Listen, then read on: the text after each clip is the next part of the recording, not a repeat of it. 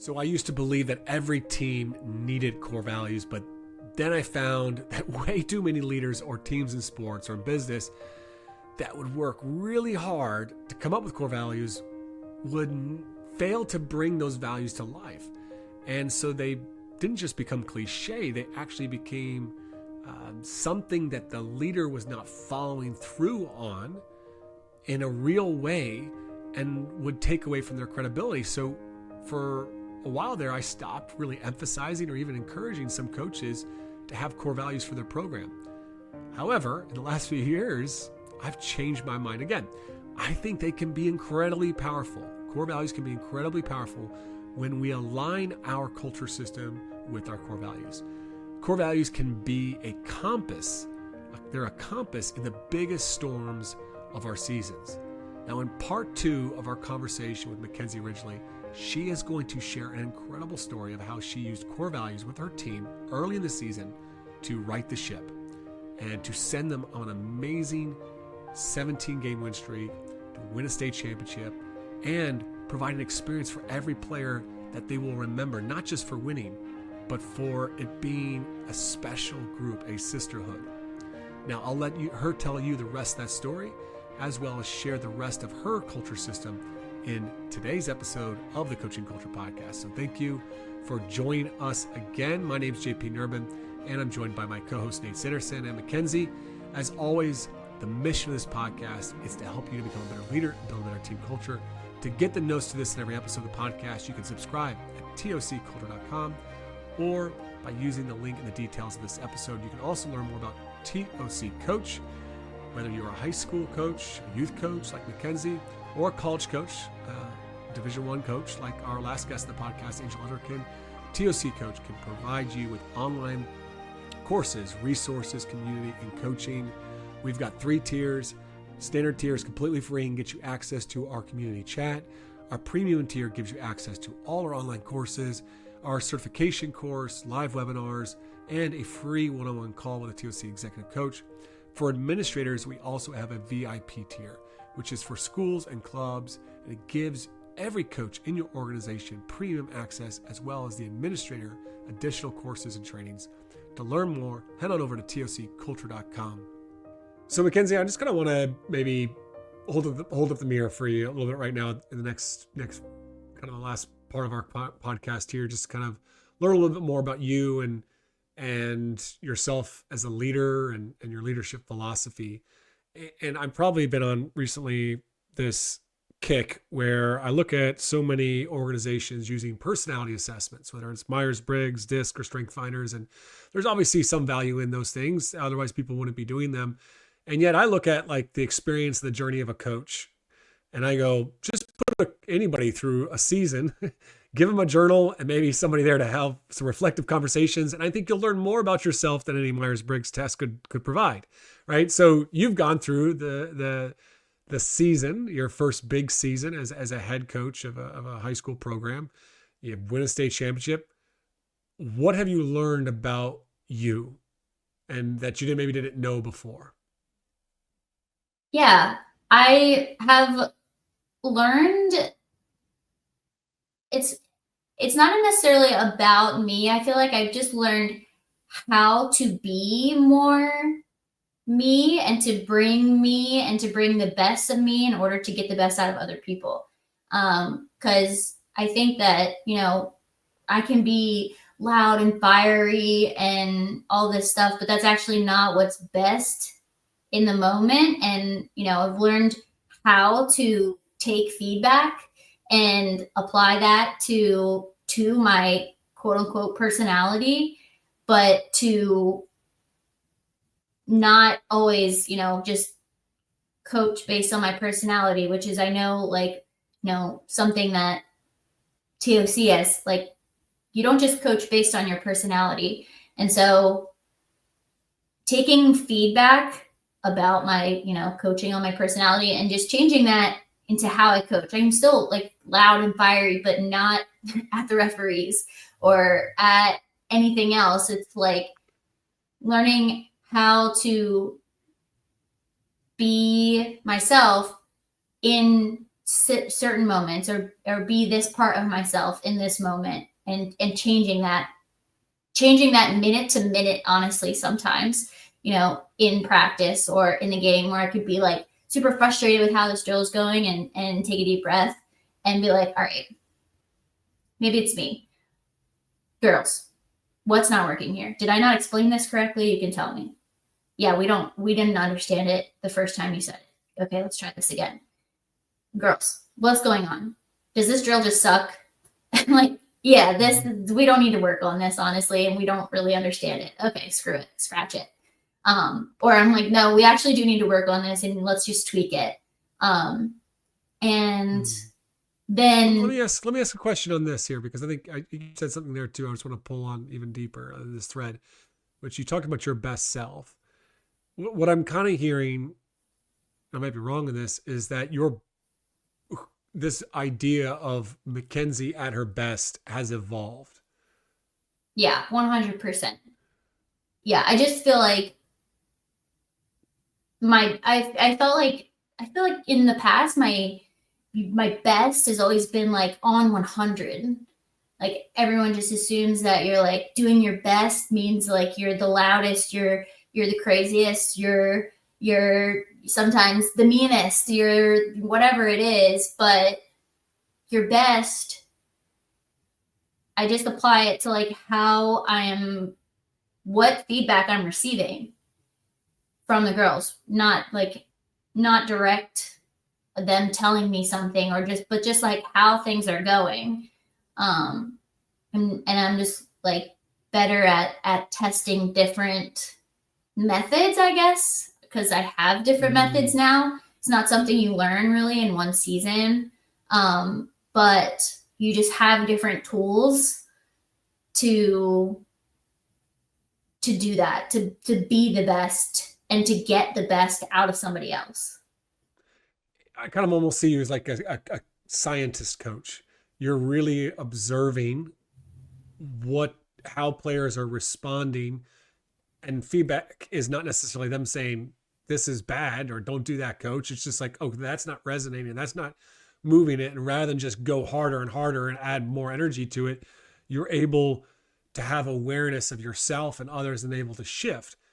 And yet some might say, well, are you really being yourself anymore? Like, are you just changing? Like, I remember a coach recently said that, of like, well, I'm getting this feedback and yet I don't want to change who I am. At any point did you feel like you were changing who you were this year? No, I don't think so. And I think that, again, I think it's just the tools that I have, right? I still come into a halftime and be like, rambling about blah, blah, blah. But now I'm just a little bit more aware. Like, I can see eyes glazing over and my frantic words just like going over people's heads.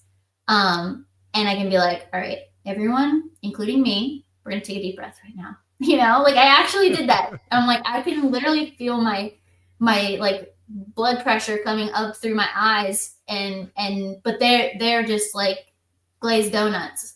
But now, like, I can notice and have the tools to be like, all right, actually what I want us to do is just to break up into like, our lines. We break up into defense, midfield, and attack, and you guys talk to each other about what's going on, and I'll go to whatever group I want to like, rant to, so that not everyone has to hear my rant. But yeah, I think I don't ever feel like I had changed. I just had noticed that what I was doing wasn't always working. It was just making me more stressed, making my players more stressed. And not always, but in certain moments I was like, all right, it didn't go the way I wanted to. So why not change it, or why not try something different? I can still bring myself. You're able to shift. So for a coach, like, I know one coach right now who in 2 hours has to go coach a bunch of 7-year-old boys, and that coach, I'm not going to name his name. No, it's me. Like, you're going to get like Oh man, it's not even glazed over eyes because their eyes are completely elsewhere and they're running around like craziness, right? But I guess my question here is, how do we cultivate this? Like, how did you cultivate this ability to be aware, to be an observer of others yourself? Like, what were some things here in the last, year or two on your journey that have helped you to grow that? Well, specifically for this season, like with our team manifesto, we came up with our four like core values for the season.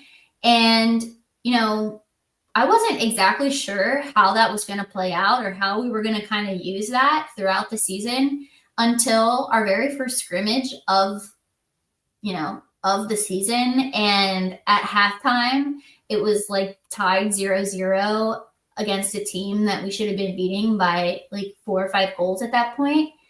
And I was just really not happy with how it was going and really frustrated. And again, it's just a tool. So like I just have all of these tools now, and I didn't really realize how to use it until that moment kind of hit me. And I was just like, we just decided on this 3 days ago. We just decided that this is how we're going to be. This is how we're going to play. I'm not seeing any of this happening. I'm not seeing it on the field. I'm not seeing it on the sideline. I'm not seeing it at halftime. I'm not seeing it. You guys decided on these. I didn't. I didn't tell you this is what I want to see. Um, and so like that was just kind of like a light bulb moment for me too. It was just like, this is like their thing, and my job is to hold them to this and to, be hard about this right now. Like I don't need to coach them through, how to hold the stick anymore or how to do A, B, and C skill, but I need to bring myself to this right now, this tool that I have. And that they really responded to that very early on in the season. And I'm glad that I had that moment to bring it back to those values that they had decided on, because it became a huge piece of the season, and how we were going to evaluate ourselves and kind of bring ourselves back down to the ground throughout the season when in moments of frustration or confusion or just deciding how to do the next thing. So again, it's just a tool, and I just feel like I have so many of these tools now that I can pick and choose like what to use, and like you said, like test out what people are going to respond to and what feels good for me. So Yeah. I love that because I think there's so often times I look at my journey where I wanted to make a change. I was aware that what I was doing was ineffective, but I didn't have any tools to rely on, right? And what I heard there was like one big tool for you was values. Like values became a tool that you could come back to, whether they were shared values or your values. It's like this is important. This is how I want to show up. This is what we're about, and that those values felt enough authentic to you that you're just operating not necessarily from a place of personality, but you're operating from your values, and you're not losing yourself. In fact, you're just becoming the best version of yourself in that moment. And I think this is why values can be a valuable tool. It could also be a pointless activity if we just put them on a piece of paper and throw them on our desk and then pick them up next year, right? But the fact that you literally came back to them 3 days later just shows this is a tool. This helps me to guide me to continue to be the best version of myself, not some sort of personality assessment, right? Not some sort of anything else that you could come up with. It's just like, hey, the values will be my guide. yeah, I was a little bit nervous about that. Like, how am I gonna just not make these words on a whiteboard that we wrote down 3 days ago? Um, but that's what I'm so glad that moment like presented itself, and that I was like, smart enough to bring them back and say, hey, this is a great opportunity to show me the behaviors that we outlined that go along with these things. And I was, and maybe I was coming from a little bit of personality at this point, but I was pointing at players, going, "You're not showing me this. You're not showing me discipline. You're not showing me relentlessness." Then that's what we decided we're going to do. So if you're not going to do it, I'll put somebody who will in the game. Mm. No, but I love it because they said they want it. They said they agreed to it. And I think that's just huge to be able. I mean, I think so often people want to create these team standard documents and it's 23 pages long and it's like a bunch of rules that they have to go by. But you brought them into the process to decide on those values, and those feel authentic enough for everyone in the room. And so there's, when you think about creating a team manifesto with values and standards, what is most important are, I think, are two moments.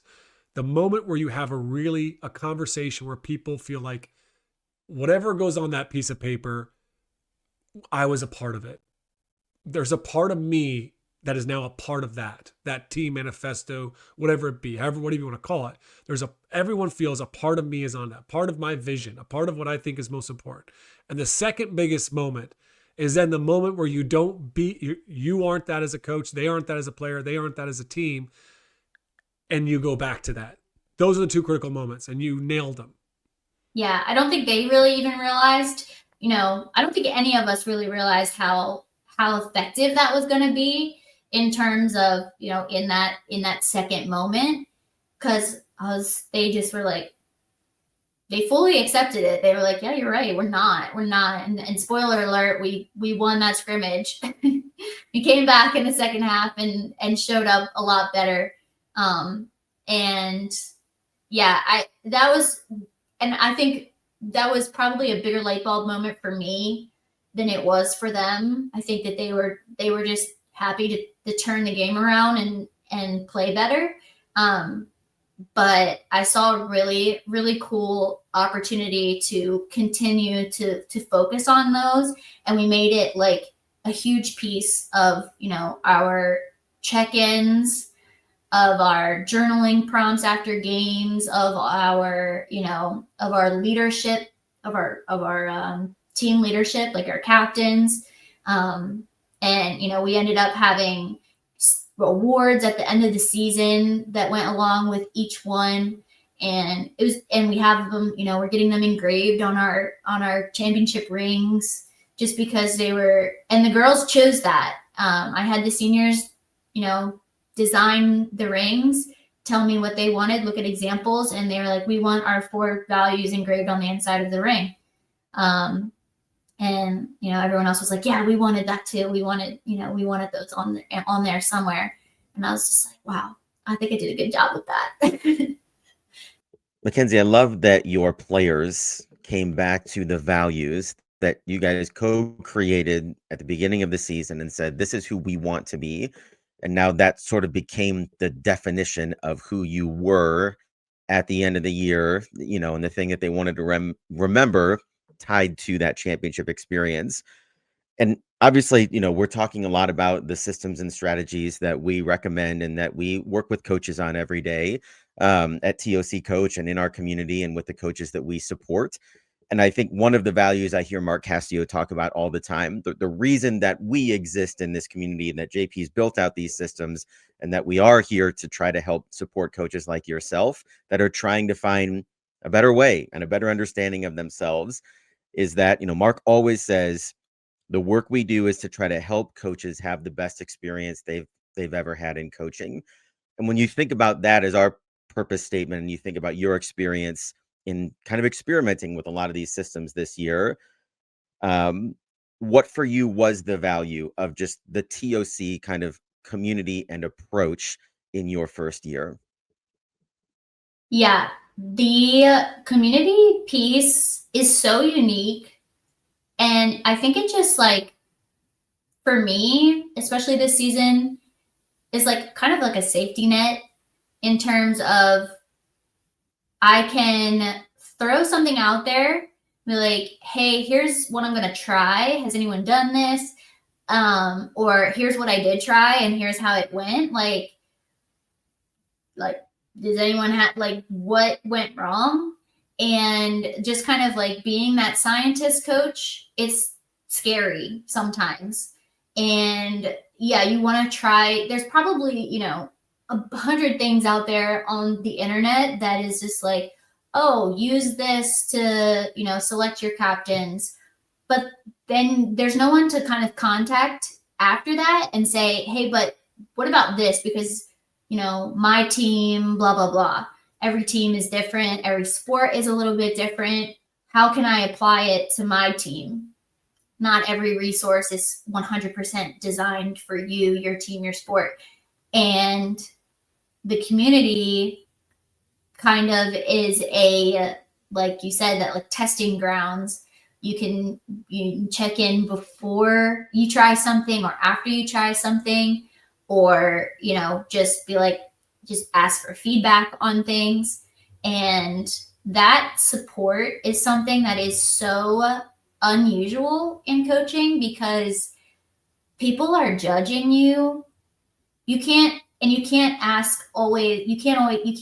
probably shouldn't ask parents for, their opinions on playing time, on this specific player, on, you can't always ask those questions. You can get feedback and it's probably good to open up a little bit like we've talked about today, but there's certain things that you can't, it's just up to you as a coach.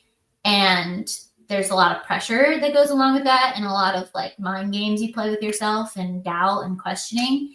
And so having that foundation of support and people that aren't going to judge you or aren't going to ask questions or like aren't going to, judge you on your decisions and just offer their experience and support is so cool. Well, you definitely have crushed it in so many ways with your approach, your preparation this year. I'm going to give you 4 or 3 quick questions here to kind of get you out the door. A little rapid fire here, real short. First thing that comes to your mind: favorite coaching culture podcast episode. You've been editing it for over 2 years. You reached out because you're listening to the podcast. So what's your favorite episode of all time? I know, I've been thinking about it. I'm still thinking about it. But one that kind of sticks out is the poker lady. What was her name? Annie Duke. Yeah, about like decision making, and just because coaches, we make so many decisions, and some of them just become like, unconscious decisions sometimes. But I think that one was just a whole different perspective on how to make decisions and what ends up working or not working, and how that should or shouldn't play a role in what you decide next. Yeah. And super like statistical, which I think coaches appreciate, as far as like, it's cut and dry. So there's not a whole lot of gray area sometimes in that. And so that was kind of fun to listen to. That one, that was probably one of the first ones that I edited. And so I was like, listening to it very in-depthly, and having a lot of like taking notes on it. Yeah, you definitely probably started to tune me and Nate out. You've been sick of listening to us all Yeah. years, but but the Annie Duke one is definitely, we'll have to link that in the notes. I mean, that one is just, I probably reference that one more than anyone. And even just part of our conversation today, where that idea around certainty versus conviction, like you can have conviction, but you don't have to be certain that you're making the perfect, like the decision will work out exactly like you want it to, right? But you can still have conviction in your process around playing time, right? Yeah. So honorable mention also, Jennifer Garvey Berger episode, amazing. And the series that you guys did on her Mind Trap, on our Mind Traps book. A lot of self-learning on those ones, and kind of what I'm like making stories up about players in my head instead of just asking. Well, she's one of my favorite people in the world in leadership, and I don't think that one gets enough praise for that. That was a great one, and I love that series. Okay, favorite TOC coach tool or resource? Favorite resource outside of just the community? Yeah, outside of just the community dashboard. I guess you guys already celebrated that. You're always big on the resources in there that you get, I am big on the resources. I think, I mean, as far as biased towards this season and the impact it had on this season. And because it was my first time being really able to do this the right way, was the team manifesto meeting and like document. Not that I ever really created a document, but it was just like an outline of everything that we came up with throughout the season. And yeah, I didn't really know what I was doing as far as doing that. So it'll get better as I get better at it and do it more. But that was super duper impactful this season. And so I'm definitely biased towards that. It just kind of set the stage for everything else, I think. I never do it the same. Yeah. Especially when people are like, how should I do it? I'm always like changing and swapping and changing it. And yet sometimes I lose like the energy to like suggest that to coaches because not enough people use it. They have the second moment, right? They do Yeah. they do the activity, they have the conversation, but they don't come back to it like you did this Yeah. year. So Maybe I we think can come up with like, you know, it's like a choose your own adventure version of it, right? You don't have to do it this way for the intro, or for this part you can do it like this or like this, and then you know from there you can do it like this or like this. yeah, I love that. That'll be awesome. Yeah, because there's just so many different ways you can do it. But what you want is, you like we said, like organic, and people just feel like they're able to really share themselves with it. Okay, last one here. You were one of our you came and you were a participant at the TOC retreat, as well as, you know, our ops lady. What was your highlight of the retreat in this May? Ooh, well, my highlight is probably just like hanging out in the house with people. I really just liked to get to know like more people who love TOC and who find value in what we're doing. And so like just like kind of seeing that come to life, because I don't always get to like meet your clients or meet people who are like, you know, go on like speeches and stuff, but like meeting those people was really cool, and to see what they love and what they've learned was definitely a highlight. As far as like what I've learned from the retreat, and it kind of like I already knew, but I never really practiced it, was journaling. And I'm still not very, very regimented in my journaling schedule and routine, but it's something that I took to the team this year. And we did a lot of note taking and journaling and just kind of like reflecting, and taking time to just be quiet and write and reflect about the games or performances or what we're feeling. And we would always reflect about those in our journals first. And one thing I made sure to do is kind of go back to those things and have the girls really go back to the first few pages for the beginning of the season and talk about, we did a story. We did the story, Nate, about, you know, the story of our season.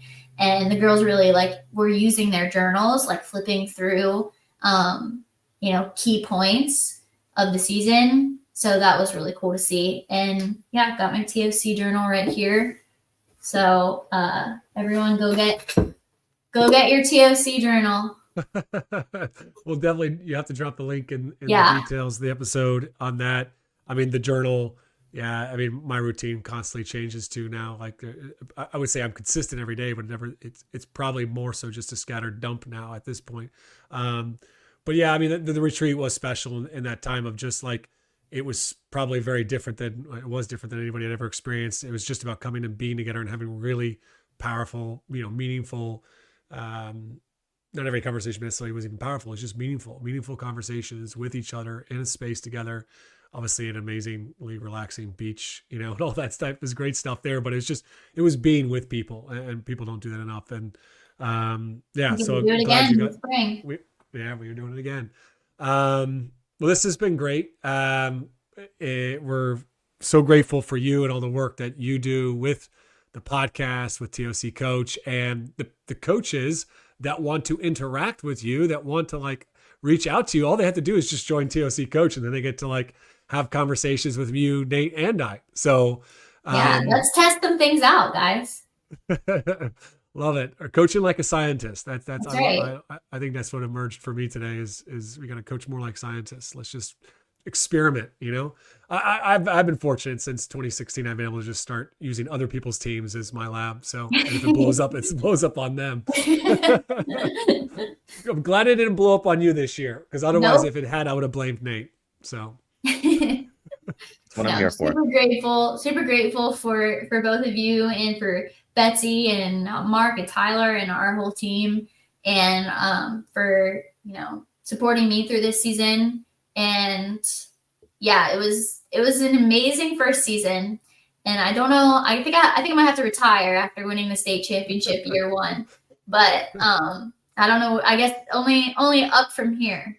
I don't know what that looks like yet. Well, it shows you how amazing of a job and intentional you were as a coach. And there's also like the reminder that we're just blessed, we're fortunate when we have the players and the teams too, to be able to go out and do stuff like that. Yeah, so, for sure. It's kind of a both and, right? So, all right, my biggest takeaways. I got 3 really big takeaways from my conversation with Mckenzie. The first is how powerful using core values can be in moments of adversity with your team. The second being, she didn't just lay a strong foundation for her team's culture. She did the work to support and enforce it throughout the year. And that's so critical. The last point, my third point, is, in my opinion, the best way that she did that, the best way that she reinforced those values, beyond that systems, even more important than probably the systems, was that she was intentional to make sure that she showed up and embodied those core values. She showed up as her best self, and that meant that she operated not necessarily from her personality or her preferred style as a coach, but she shifted her leadership, her coaching, to the needs of her players and operated in alignment with those core values. She is a coach I would love for my daughter not just to play for, but she's a role model for the type of person I would want my daughter to become. And so I'm incredibly grateful for Mckenzie, for her work with TOC, for her coming on the podcast and being willing to share her story, her journey with all of us on the podcast. If you want to get in touch with Mckenzie, it's really easy. You can just join her, Nate, myself, and so many other coaches at TOC Coach, our online platform, giving you online courses, our certification program, resources, a supportive community, and coaching. To learn more, head on over to tocculture.com or use the link in the details of this episode.